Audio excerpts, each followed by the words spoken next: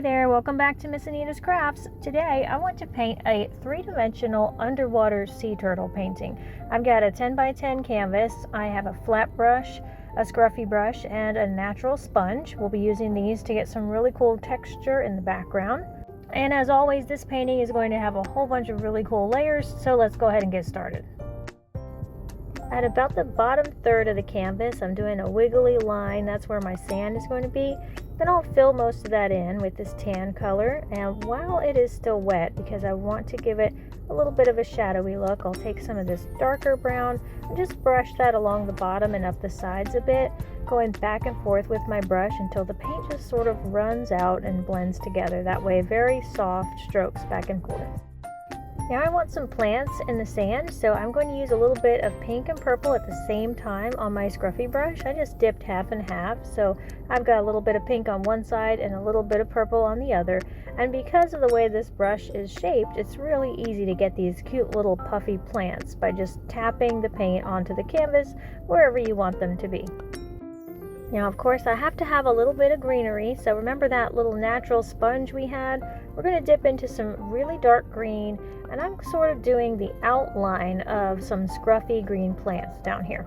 I'll put one in this corner and then a little in the other corner as well, and then we're going to fill the inside with a little bit of lighter green so that it looks like maybe some light is hitting on some parts of the plant. Also, if you don't have one of these sponges, a wadded up paper towel works just fine.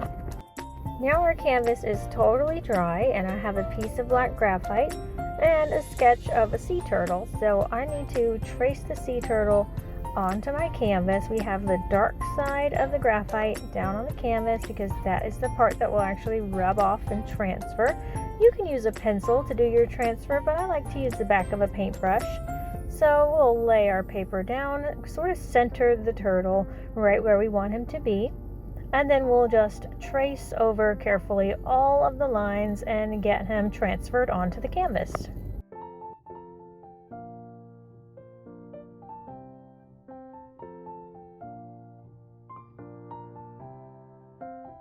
The graphite always comes out a little bit light, so I like to go over all those lines one more time with the Sharpie marker and make sure that I can see everything easily. We'll just create a nice bold outline.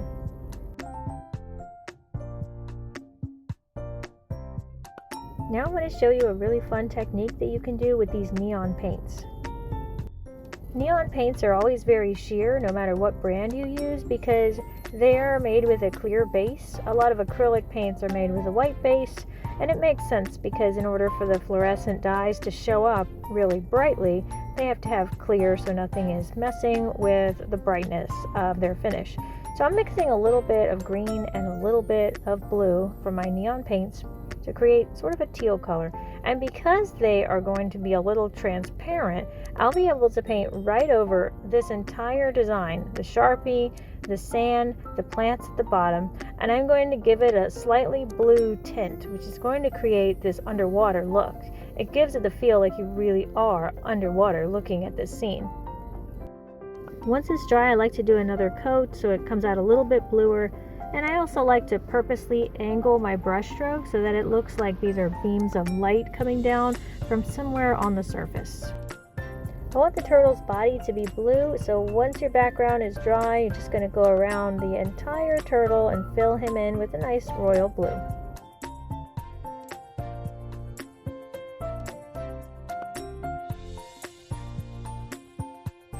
For the next layer on this painting, we're using two Posca markers. I use a little bit of black to fill in the eye, and then for the rest of it, I'm going to use a white Posca marker to give some designs. I need to give him his face, I need to give a mouth.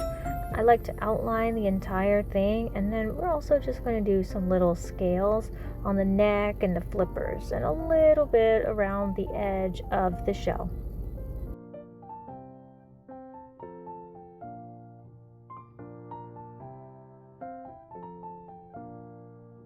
Okay, now for the really fun part.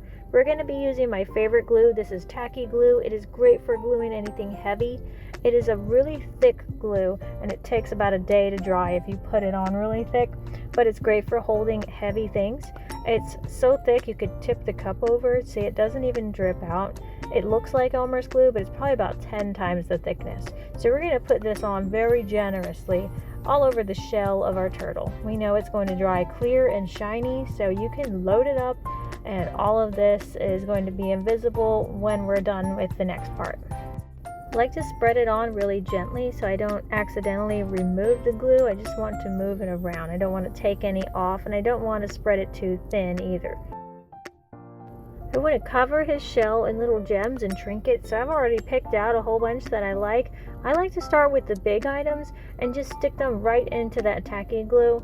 The good thing about the tacky glue taking forever to dry is that this part, you really want to take your time and place things carefully where you want them to be. And you have time to do that with the tacky glue because it's not going to dry fast enough. You'll be able to change things and move things around as you need to. I'm going to start filling in some of these gaps with little medium shaped pieces. I have all sorts of things here. I have some pearls, I have rhinestones, buttons, I have little tiles used for mosaics, I have glass beads, plastic beads, all sorts of things. And the variety makes it look so cool when you mix them all together and all the different colors in there. Some are super shiny, some are not. I love the look of all these different types of textures and finishes. Now I have some even tinier pieces to fill in some of the really small gaps, and these pieces are so small I'm not even using my fingers. I'm using tweezers to pick them up and place them right where I want them. I have tiny sequins and some really tiny but super shiny flat back rhinestones, and we'll place those in between any little tiny crack that we have in here just to give it a little extra shine.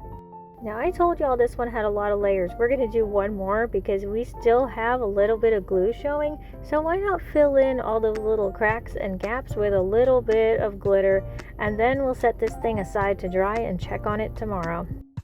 Now, when you were gone, I glued on some seashells and some little fake grasses at the bottom to make it look a little more three-dimensional. Like I don't already have enough 3D stuff on this one, but just look at how awesome this one came out. I'm tilting it back and forth to catch the light, but you can't even really appreciate just how shiny this is because film doesn't capture it. But it is so awesome to see all these cool little things in there. And in the cracks now, instead of seeing white tacky glue, we are seeing blue from the background of our turtle, which just looks so awesome back there and matches the sort of ocean and sea theme that we have going on here. It is thick, it's heavy, it is so fun. I love this one so much.